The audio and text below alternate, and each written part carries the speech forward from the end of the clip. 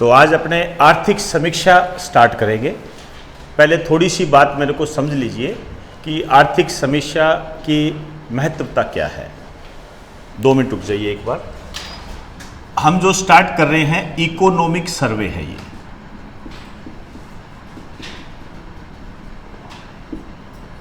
हिंदी में कहोगे तो हम इसको कह सकते हैं आर्थिक समीक्षा।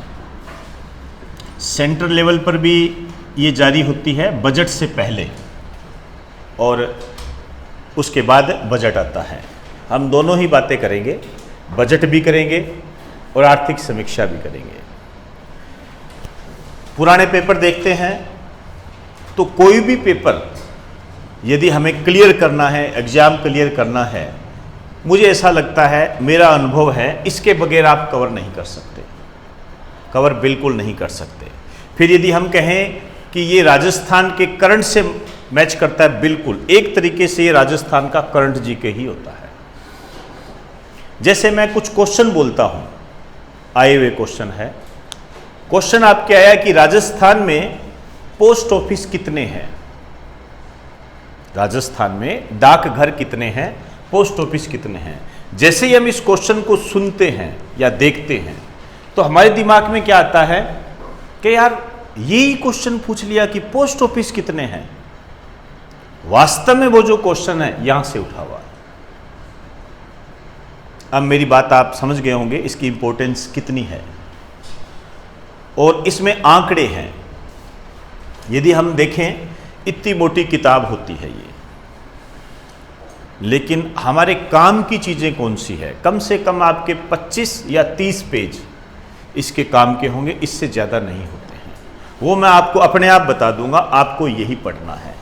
इसके अलावा और कुछ करने की कोई भी आवश्यकता नहीं है, ध्यान रहे। पहली बात तो ये, फालतू में YouTube में जगह जगह पर जाकर बेमतलब में चीजें इकट्ठे करके कर लोगे तो इतना बड़ा जमावड़ा हो जाएगा आपके पास आंकड़ों का कि आप समझ ही नहीं पाओगे कि क्या हो रहा है मेरे साथ। और इस बार जो आर्थिक समीक्षा आई है वो डिजिटल रूप में है। इस कारण से हो सकता है आपको ये हार्ड कॉपी इसकी ना मिले और आपको सॉफ्ट कॉपी भी मैं दे दूंगा, लेकिन आप नॉर्मल उसको जितना कर सकते हो कर लीजिए, आपके लिए वो उपलब्ध हो जाएगी। ये जो करवा रहा हूं आपको पढ़नी है इसे है, लेकिन फिर भी टेलीग्राम पर मैं इस आर्थिक समीक्षा की PDF डाल दूंगा। आप उसको कभी देखना चाहो तो देख सकते हो। आंकड़ों का जाल है। यदि आपको लगे कि मुझे कुछ चाहिए तो आप एक कॉपी अपने पास होनी चाहिए, वो हार्ड कॉपी के रूप में आपके पास रहेगी। तो टेलीग्राम जो है उसको आप डाउनलोड कर लें। क्लियर हुई सारी बात। आप टेलीग्राम की ऐप में जाओगे, वहाँ पर राकेश मेहरा जी के क्लासेज सर्च करोगे तो वहाँ पर आपको मेरी एक बहुत अच्छी सी सुंदर सी फोटो आएगी, उसमें वहाँ पर आप ज्वाइन कर लीजिए तो आपको ये आर्थिक समीक्षा वहाँ पर मिल जाएगी। और वैसे ये जो नोट्स आपको बनाऊंगा यही आपके लिए सफिशिएंट है। क्लियर हुई सारी बात। ये आंकड़ों का जमावड़ा है, आंकड़े वही पढ़ने हैं जो मैं बताऊंगा आपको। ठीक है, आइए हेडिंग डाल दीजिए आर्थिक समीक्षा। सबसे पहली बात तो ये जो आर्थिक समीक्षा है ये जारी कौन करता है। ये जो जारी करता है आर्थिक व सांख्यिकी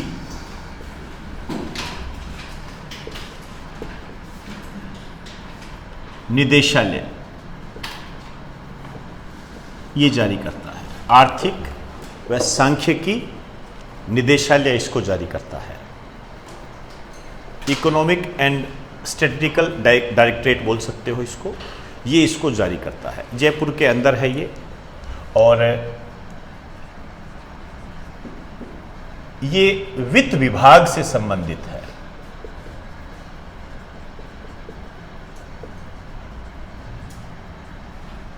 वित्त विभाग से संबंधित है, फिनेंस डिपार्टमेंट्स से रिलेटेड होता है। ऑब्वियसली बात है, इकोनॉमी की जब हम बात कर रहे हैं तो फिनेंस से रिलेटेड होगा ये।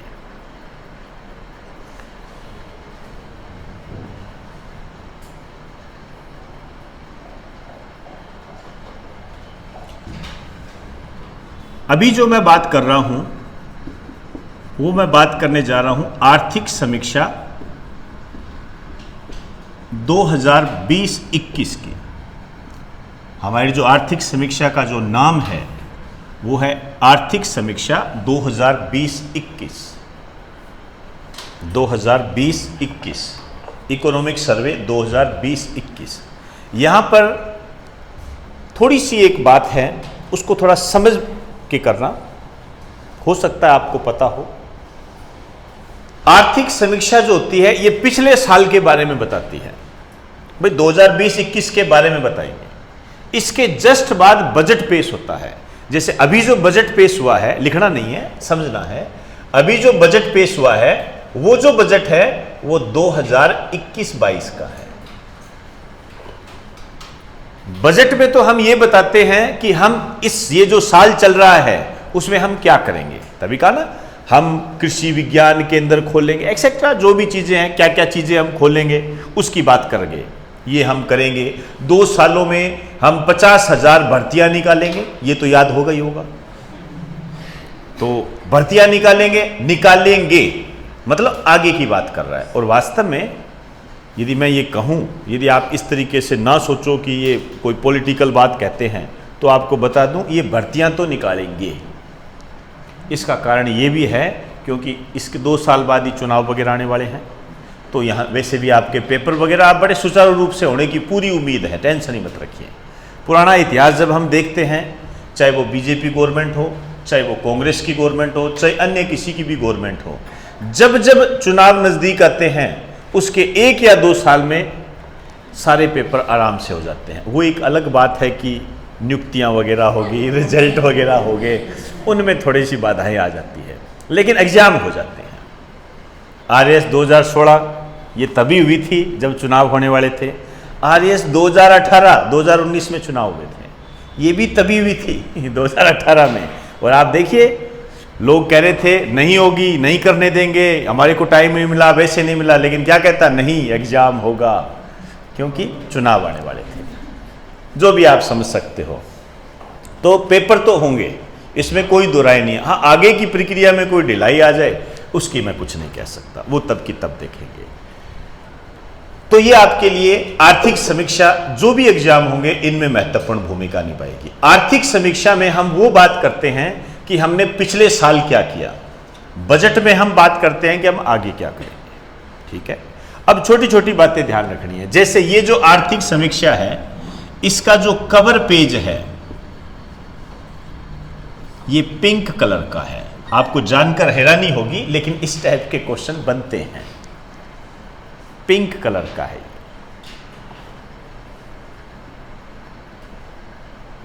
पिंक कलर का है। अब अपने स्टार्ट करते हैं इसकी बेसिक बातों से।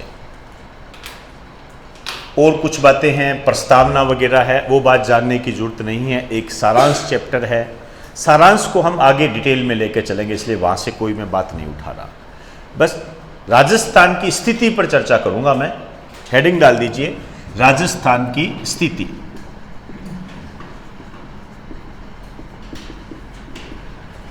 राजस्थान की स्थिति।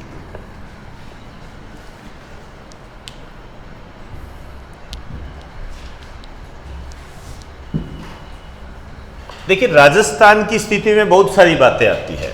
राजस्थान का क्षेत्रफल कितना है, राजस्थान की जनसंख्या कितनी है, राजस्थान में जनसंख्या वृद्धि दर कितनी है, राजस्थान में जनसंख्या घनत्व कितना है, साक्षरता दर कितनी है, लिंग अनुपात कितना है, ये सारे आते हैं। लेकिन ये बातें क्या है, हमने याद कीजिए, जब मैंने आपको राजस्थान की जनगणना करवाई थी तब वो सारी बातें मैंने करवा दी थी। वो चेंज नहीं होते। क्यों? वो 2011 के आधार पर है। जब तक नई जनगणना नहीं होती तब तक वो नहीं बदलेंगे, वो तब तक नहीं बदल। पिछले साल में भी यही लिखे हुए थे, अब की बार भी यही लिखे हुए हैं। वो बदलते नहीं है। इस कारण से वो क्या होता है, जनरल जीके के अंदर आ जाता है। लेकिन ये जो जन्म दर वगैरह है, मृत्यु दर है, ये बदल जाते हैं। तो मैं यहां पर आपके लिए जन्म दर, मृत्यु दर के जो नवीनतम आंकड़े हैं उनकी बात करूंगा। याद कीजिए, मैंने आपको एक पेज भी छुड़वाया था वहां पर, तो वहां लिखना चाहो तो लिख लेना, लेकिन यहां लिखना बहुत जरूरी है। हेडिंग डाल दीजिए जन्म दर, सबसे पहला हेडिंग डालिए जन्म दर, इसको कहते हैं बर्थ रेट। शब्दों को समझते जाना, बिल्कुल इजी वे में चलना है, मैं धीरे धीरे चलूंगा, एकदम से स्पीड तेज नहीं करेंगे। जन्म दर, जन्म दर की परिभाषा लिखिए पहले तो, जन्म दर होता क्या है। लिखिए किसी एक वर्ष में, किसी एक वर्ष में प्रति हजार जनसंख्या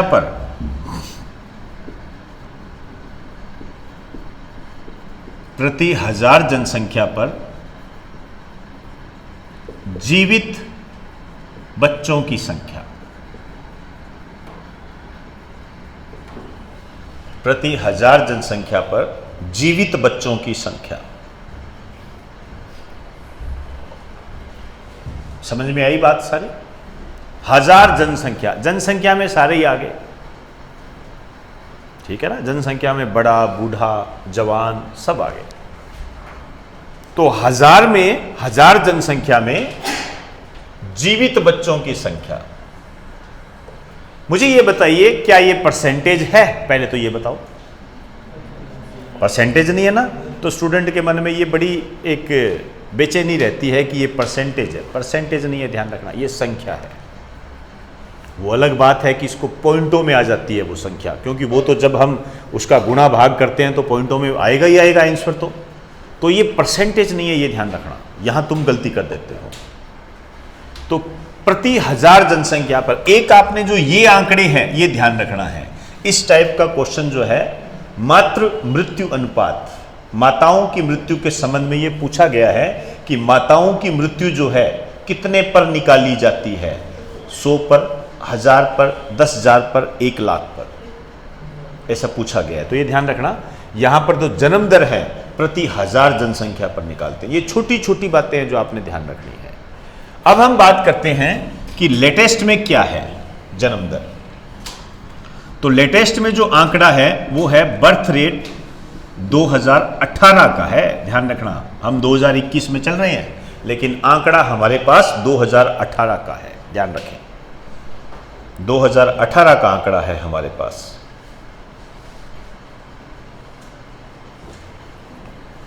और राजस्थान की जो जन्म दर है ये है 24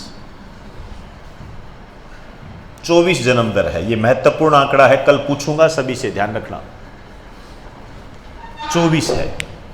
यहां अब आप अपने टॉपिक को कैसे तैयार करोगे? इतने से काम नहीं चलेगा।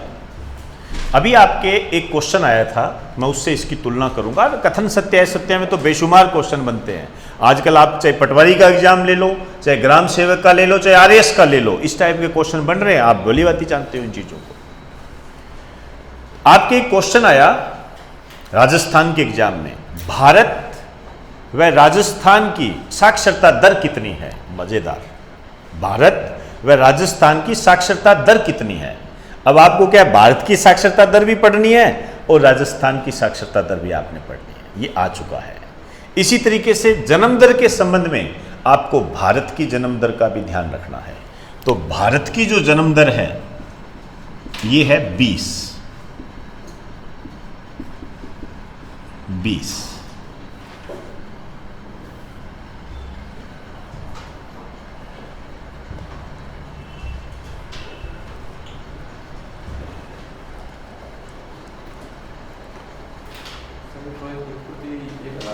बिल्कुल प्रति हजार जनसंख्या पर है 20, इतनी है प्रति हजार जनसंख्या पर।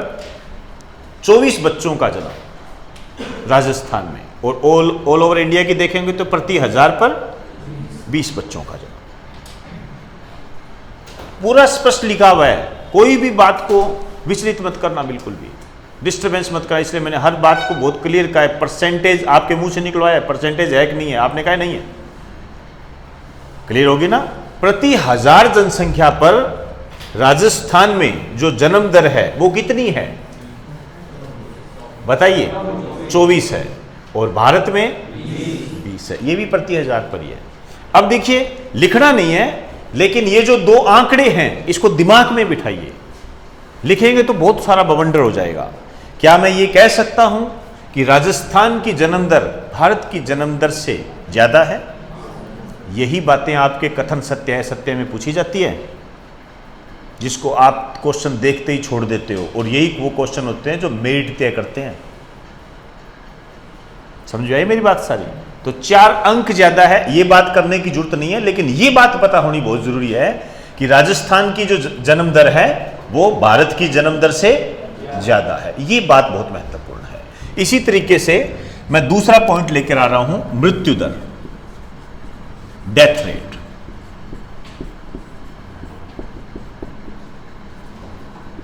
डेथ रेट लिखिए, किसी एक वर्ष में, सेम वैसी लैंग्वेज है इसकी, किसी एक वर्ष में प्रति 1000 जनसंख्या पर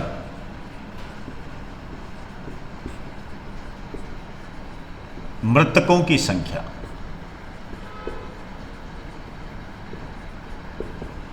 प्रति 1000 जनसंख्या पर मृतकों की संख्या,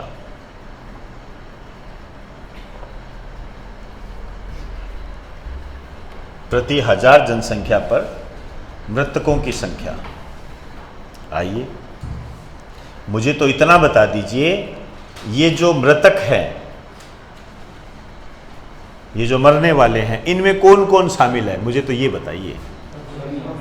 सभी आ गए इसके अंदर, इसमें बच्चा भी आ गया, इसमें बूढ़ा आदमी भी आ गया, सारे आ गए, ध्यान रखना, समझे ना मेरी बात को? सब ऑल ओवर सब आ गए। हजार लोगों में से कितने लोग मरे, ये मृत्यु दर है। 1000 लोगों में से कितने बच्चे जन्म लिया, 1000 लोगों पर। कहते हैं ना, ये आपका जो एग्जाम है इसमें आपको 1000 में से 1 सीट लेनी है, बोलते हो ना ऐसे, ये वही वाला आंकड़ा है।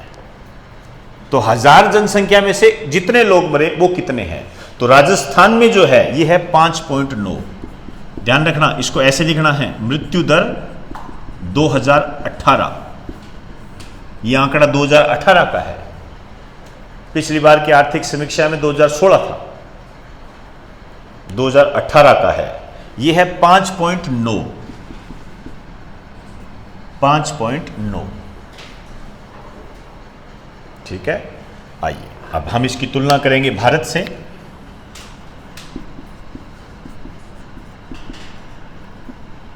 भारत की मृत्यु दर कितनी है, मतलब नेशनल लेवल पर? 6.2।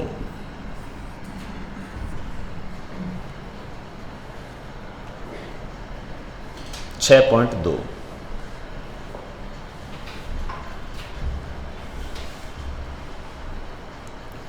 देखिए कितनी खूबसूरत लाइन हमारे सामने आई है, खुद देखिए। भारत में जो जन्म दर है, जन्म दर के मामले में राजस्थान ने कीर्तिमान स्थापित किया है, 24 पे अटके हुए हैं, मतलब इसमें नहीं रुकना। और मृत्यु दर में देख लीजिए पीछे रह गए। समझ रहे हो ना बात सारी? यहां पर इसकी 6.2 है, ऑल ओवर इंडिया की देखते हैं तो 6.2 है, ये 5.9 है। मतलब मृत्यु दर इंडिया के मुकाबले राजस्थान की क्या है, कम है, जबकि जन्म दर इंडिया के मुकाबले ज्यादा है। बस यही खूबसूरती होती है जिन क्वेश्चंस की। जो बच्चा इनको समझ लेता है उसके कोई समस्या नहीं आती। नहीं तो रटने के लिए तो बहुत सारी चीजें हैं, इनको तो रटना ही पड़ेगा, लेकिन इसका इंप्लीमेंट कैसे करें वो बताना जरूरी होता है। लिखाने को तो सीधा एक पीडीएफ लाता और यहां आपको दे देता, हाथ में बता देता ये कर लो, करते हैं ना सभी। इससे काम नहीं चलता, इससे एग्जाम क्लियर नहीं होता। इससे बस वो होता है कि एक कमी पूर्ति होगी, वो कर दी बस। और पूर्तियां कैसे कर लो, खाने को जब तक चबा चबा के नहीं खाओगे ना तो वो शरीर के लगेगा, ना वो आपके लिए लाभदायक होगा, उल्टा बदहजमी और कर देगा। इसीलिए वक्त इसी बात का लगता है, और कोई वक्त नहीं है, ध्यान रखना, और कोई वक्त नहीं है। ये जब चीजें समझ गए, अब जैसे जैसे आप ये करते जा रहे हो आपके दिमाग में एक फिनोमिना बन गया कि हाँ यार जन्म दर ये होती है, मृत्यु दर ये होती है, 1000 पर निकालते हैं और आप 2 बातें और लगा के बोलोगे, कहोगे कि जन्म दर तो है राजस्थान भारत से ज़्यादा रखता है, जबकि मृत्यु दर के मामले में राजस्थान कम रखता है। कम से कम आंकड़े भी याद नहीं होंगे तो ये बात कहने की ताकत तो आ गई ना सारी ये चीज़ें, मान के चलो या है आ गई, बहुत बढ़िया। आइए एक स्टार डाल के लिखिए, शून्य जनसंख्या वृद्धि, जीरो पॉपुलेशन ग्रोथ, ये शब्द है, स्टार डाल के लिखना है। शून्य जनसंख्या वृद्धि बहुत ही सिंपल शब्द है, आगे दर मत लगा देना, ठीक है ना, दर जहां आती है वह परसेंटेज आ जाता है। ये क्या कहता है, शून्य जनसंख्या वृद्धि दर क्या है, ध्यान रखें, जब जन्म दर और मृत्यु दर बराबर हो जाती है तो इसे हम शून्य जनसंख्या वृद्धि कहते हैं। नॉर्मल शॉर्ट कम शब्दों में लिखकर आप इसको कर सकते हैं, शून्य जनसंख्या वृद्धि।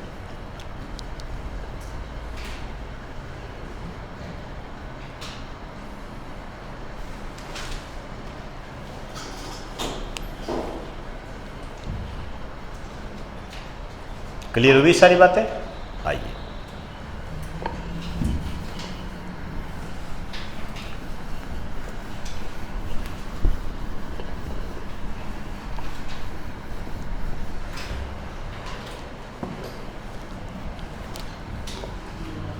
तीसरा लिखिए, शिशु मृत्यु दर, शिशु मृत्यु दर, शिशु मृत्यु दर।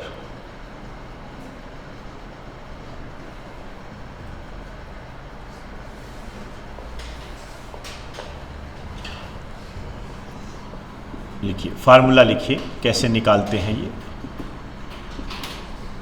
शिशु मृत्यु दर। 1 वर्ष से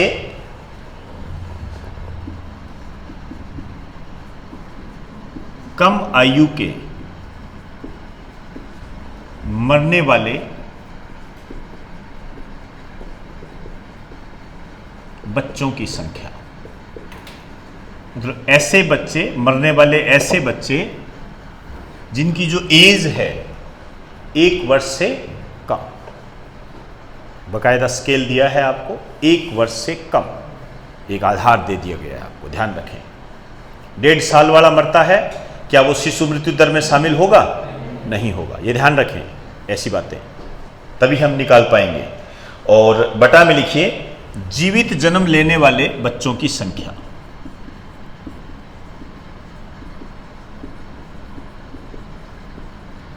जीवित जन्म लेने वाले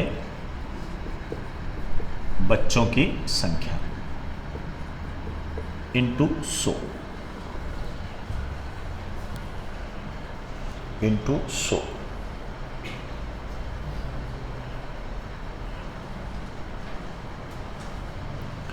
आइए ये कितनी है?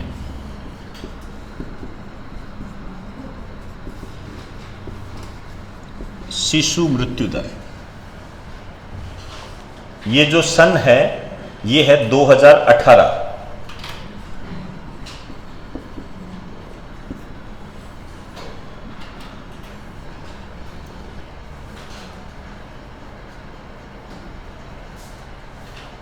एक चीज ध्यान रखना, ये जो शिशु मृत्यु दर है प्रति 1000 जीवित जन्म पर है।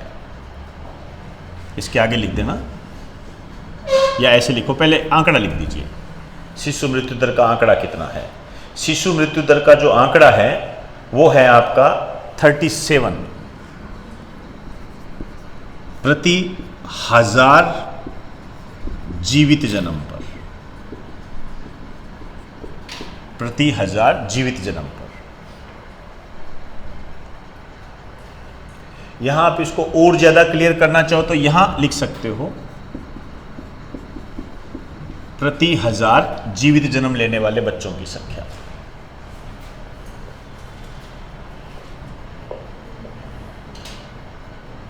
तो राजस्थान की शिशु मृत्यु दर लेटेस्ट कितनी है? 37। कितने पर निकाली जाती है? प्रति 1000 जीवित जन्म पर। फार्मूला वही पूछते हैं, ध्यान रखना। अब इंडिया का थोड़ा ध्यान रखना है आपने। भारत की जो शिशु मृत्यु दर है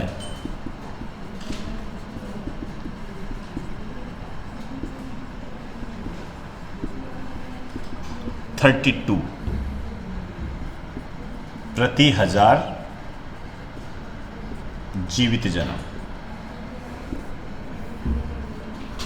तो शिशु मृत्यु दर जो है राजस्थान के अंदर ज्यादा है। राष्ट्रीय की बात करें तो ये ज्यादा है।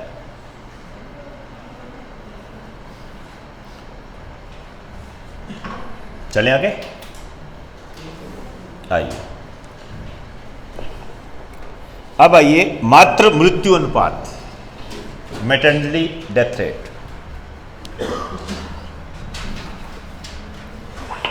सॉरी,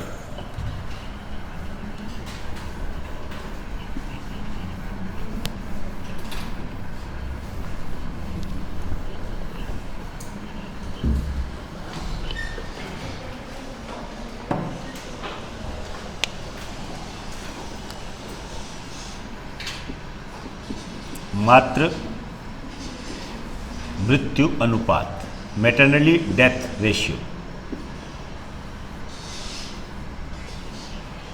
मातृ मृत्यु अनुपात लगा दीजिए, मोस्ट इंपॉर्टेंट, ये ज़्यादा पूछा जाता है। अंदरूनी बातें पूछी गई है इसमें, लिखना कम है लेकिन क्वेश्चन बहुत है इसके अंदर। मैं बता दूंगा इसके अंदर क्या क्या क्वेश्चन बनते हैं। आइए पहले तो इसके बारे में लिखो। लिखिए, प्रति 1 लाख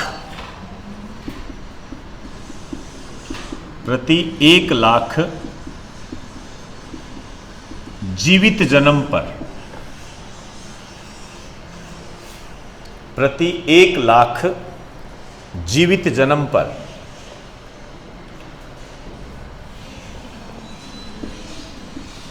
प्रसव के दौरान या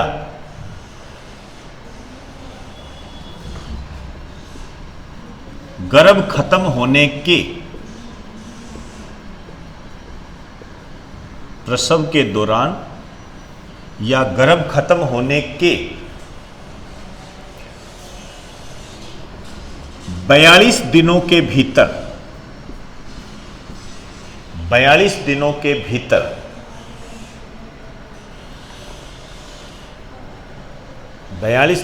भीतर प्रसव के कारण, प्रसव के कारण मरने वाली, प्रसव के कारण मरने वाली माताओं,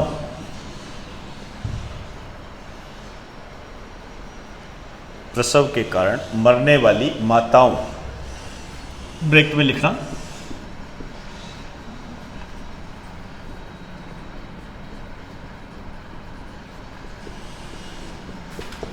(15 से 49 वर्ष आयु वर्ग),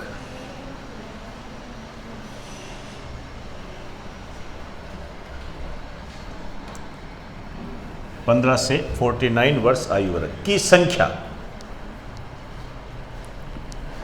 संख्या मातृ मृत्यु अनुपात कहलाती है। मातृ मृत्यु अनुपात कहलाती है।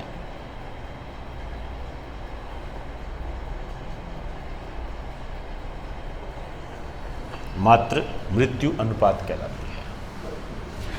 क्या अनुपात है वो तो हम कर लेंगे, कोई बड़ी बात नहीं है, नया आंकड़ा है। लेकिन जब पुराने पेपर देखते हैं, एक ये क्वेश्चन आया हुआ है कि जो मातृ मृत्यु अनुपात है वो कितने पर निकाला जाता है? प्रति 1 लाख जीवित जन्म पर। अभी मैंने बताया भी था, ये क्वेश्चन है, ध्यान रखना। फिर कह रहा है प्रसव के दौरान, प्रसव मतलब डिलीवरी, जब बच्चा जन्म लेता है उसको हम डिलीवरी बोलते हैं, या गर्भ खत्म होने के। अब गर्भ खत्म 3 महीने का खत्म हो गया, 2 महीने का खत्म हो गया, 6 महीने का, 8 महीने का खत्म हो गया, पेट के अंदर ही बच्चा मर जाता है ना, वो इसमें आता है। दोनों स्थितियां हैं इसके अंदर, ठीक है। यदि ऐसा होता है और 42 दिन के अंदर प्रसव के कारण, मतलब मरने का कारण क्या होना चाहिए, ये होना चाहिए। ये नहीं है कि भाई छत से गिर गई, वो कारण नहीं होगा, उसका रीजन ये होना चाहिए, उसकी मृत्यु का कारण प्रसव होना चाहिए। क्लियर होगी सारी बात। 42 दिन के अंदर यदि माता की मृत्यु हो जाती है, और कौन सी माता की, जिसकी आयु का वर्ग ये है, आपके क्वेश्चन आया हुआ है, मातृत्व मृत्यु अनुपात में किस आयु वर्ग की महिलाओं को शामिल किया जाता है? 15 से 49, ध्यान रखना। इसका कारण मैं आपको इसलिए बताता हूं क्योंकि आप गलतियां क्या करते हो, गलतियां हो जाती है। हालांकि थोड़ी सी बात ये मैं ये कहूंगा कि मुझे भी थोड़ी सी अजीब सी लगती है। हम ये सोचते हैं कि भारत में विवाह की जो आयु है महिलाओं के लिए वो 18 साल है। तो ओबियसली बात है, जब गर्भ धारण होगा तो 18 साल के बाद होगा। 15 साल की लड़की का तो विवाह करना ही कानूनन अपराध है, तो हमने इसको शामिल क्यों किया, ये थोड़ा सा विवादित हो जाता है। लेकिन आपके एग्जाम की दृष्टि से आपने ये ध्यान रखना है कि 15 से 49 वर्ष, ये ध्यान रखना। 50 साल की महिला क्या मातृत्व मृत्यु अनुपात में शामिल होगी? नहीं होगी। क्लियर हुई बात सारी? तो 1, 2 और 3, ये 3 क्वेश्चन है इसके अंदर। 42 दिन, माता का आयु वर्ग और 1 लाख जीवित जन्म। अब कितना है? अभी जो हमारे पास लेटेस्ट आंकड़ा है मातृत्व मृत्यु अनुपात, ये है 2016-2018। ध्यान रहे, इसको ऐसे लिखा जाता है। ये है 164 है, 164 प्रति 1 लाख जीवित जन्म पर। ध्यान रहे, 164 है प्रति 1 लाख जीवित जन्म पर। और भारत में जब हम इसकी बात करते हैं तो भारत में ये आंकड़ा है 113।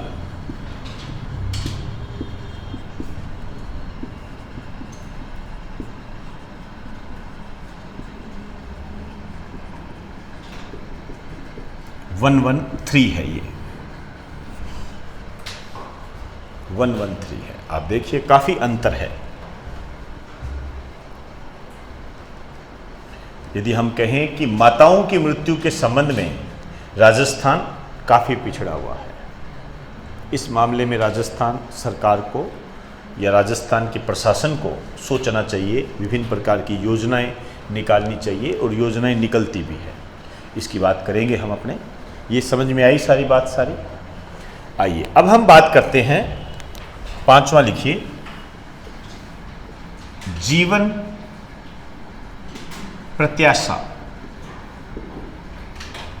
Life expectancy. जीवन प्रत्याशा, लाइफ एक्सपेक्टेंसी, जीवन प्रत्याशा।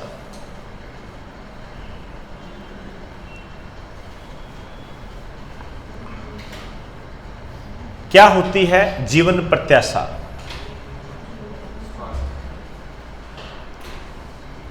बताइए क्या होती है जीवन प्रत्याशा? किस संदर्भ में देखते हो इसे? स्टैंडर्ड, किस बात का स्टैंडर्ड है? HDI में नहीं, वो तो है, वो तो HDI के मानक में तो ठीक आता है। लेकिन मेरे कहने का मतलब है कि इस शब्द का अर्थ क्या है, क्या लिखूं इसके अंदर मैं? जीवन के जीने की इच्छा। नहीं जी, इच्छा तो मेरी तो 1000 वर्षों तक जीने की है। कमाल करते हो, मैं तो नहीं जाना चाहता।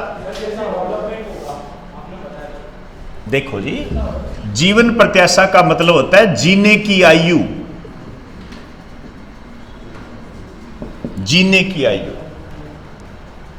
आप कितने साल तक जीते हो। राजस्थान के जो लोग हैं औसतन कितने साल तक जीते हैं, ठीक है ना। या आप कह सकते हो स्वास्थ्य, हेल्थ।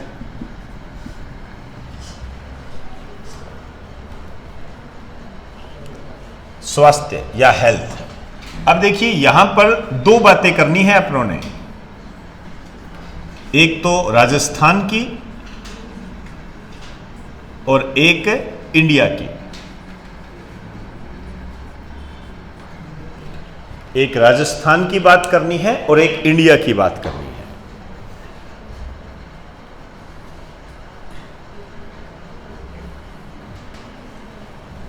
राजस्थान में जो जीने की आयु है वो है 68.7 वर्ष औसतन, 68.7 वर्ष।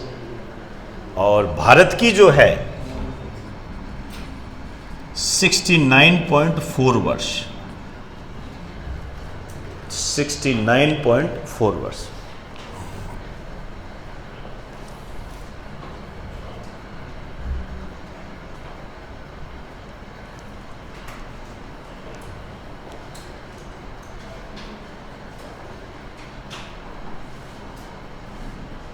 समझे इसका मतलब? कहने का मतलब यह है कि राजस्थान का कोई व्यक्ति है, व्यक्ति मतलब पुरुष और महिला दोनों व्यक्ति है, वो 68.7 वर्ष तक जी सकता है औसतन। अब इस औसतन वाले में 100 साल वाला भी आ गया, 40 साल वाला भी आ गया, सब आ गए इसके अंदर। वो लोग भी आ गए जो 108 तक पहुंच गए, और वो लोग भी आ गए जो 108 से भी ऊपर जाने की तैयारी कर रहे हैं लेकिन जाने की तैयारी नहीं कर पा रहे वो भी सब इसके अंदर आ गए। समझे बात को? तो ये औसतन होता है। वैसे आपको बता दूं कि ये जो है पिछले वर्ष की तुलना में बढ़ी है, ग्रोथ हुई है इसके अंदर। पहले 67 के आसपास थी। जो भी ये बढ़ोतरी होती है इसका मतलब ये निकलता है कि राजस्थान में जो चिकित्सीय सुविधाएं हैं, मेडिकल जो फैसिलिटी है, उनमें क्या हुई है? ग्रोथ हुई है। दूसरा अर्थ ये निकलता है कि राजस्थान में जो लोग हैं वो अपने स्वास्थ्य के प्रति जागरूक हुए हैं। इसका मतलब ये निकलता है। एक दो लाइनें लिख दीजिए यहां पर, इसके नीचे लिखिए, राजस्थान में जीवन प्रत्याशा, राजस्थान में जीवन प्रत्याशा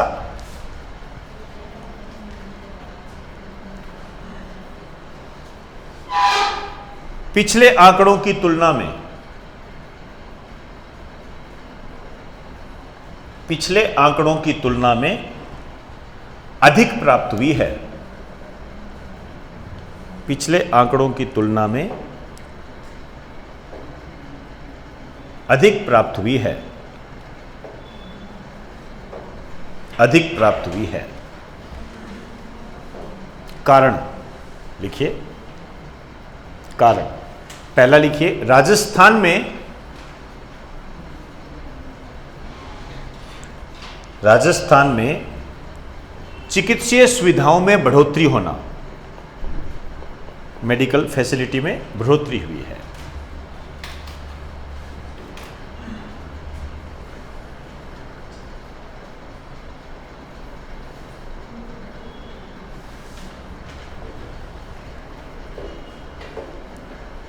दूसरा लिखिए, राजस्थान के लोगों का, राजस्थान के लोगों का स्वास्थ्य के प्रति जागरूक होना, राजस्थान के लोगों का स्वास्थ्य के प्रति जागरूक होना,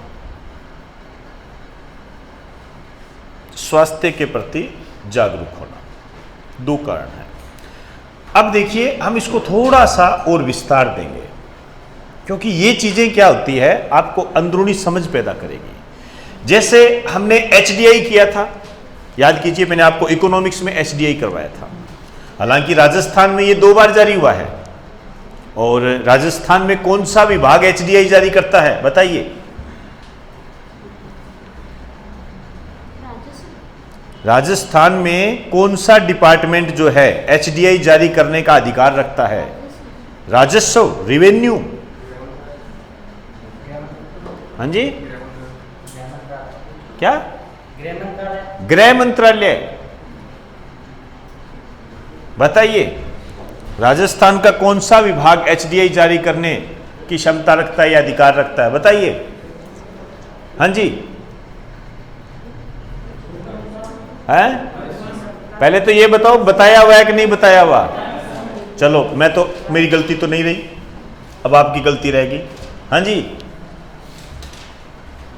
बताइए। हैं? राजस्व विभाग आएगा, पक्का है? इतना कॉन्फिडेंस?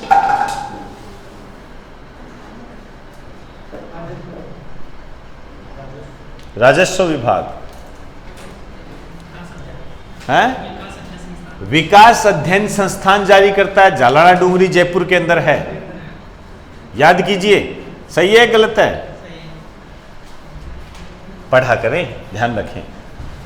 तो क्या मैं ये कह सकता हूं कि अभी जो मैंने आपको एक लाइन लिखाई है कि राजस्थान में जीवन प्रत्याशा में पिछले वर्ष की तुलना में बढ़ोतरी हुई है, तो क्या मैं ये कह सकता हूं कि राजस्थान में HDI का आंकड़ा बढ़ा है? कह सकते हैं ना? तो एक लाइन लिखिए,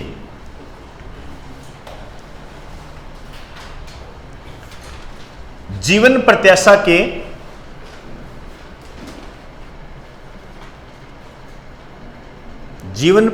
के इन आंकड़ों के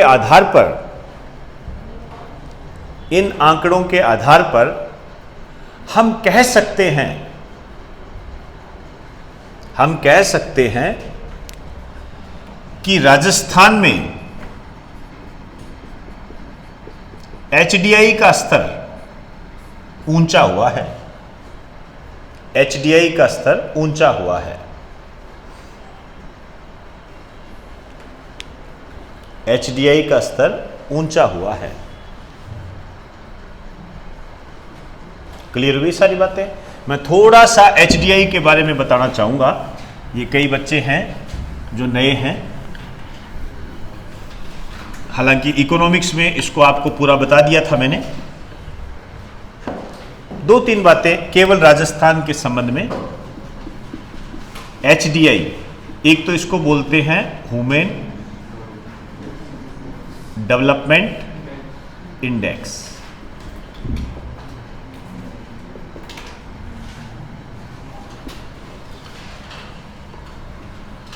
ध्यान रखना, मैं राजस्थान के संबंध में बात कर रहा हूं, वर्ल्ड लेवल और इंडिया लेवल के संबंध में बात नहीं कर रहा। इसको जो जारी करता है